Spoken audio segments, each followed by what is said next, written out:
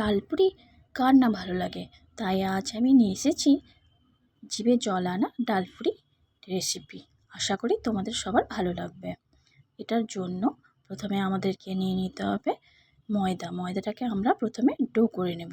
এর জন্য প্রথমে একটু লবণ, সাদা তেল আর আজওয়াইন দিয়ে ভালো করে জল দিয়ে এটাকে মেখে একপাশে রেস্টে রেখে দেব। এরপরে আমাদের কি করতে হবে, ছোলার ডাল নিতে হবে। ছোলার ডালকে সেদ্ধ করতে রেখে দেব।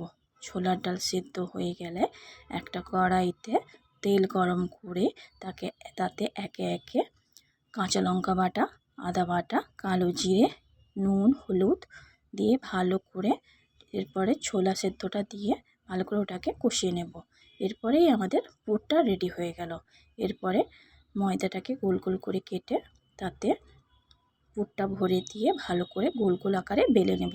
এরপর একটা কড়াইতে তেল গরম করতে বসাবো।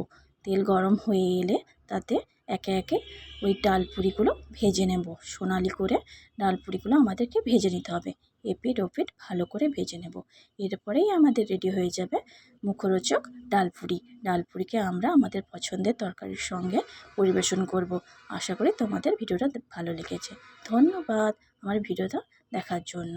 আবার আমি তোমাদের জন্য নতুন ভিডিও নিয়ে এসে হাজির হব। ধন্যবাদ।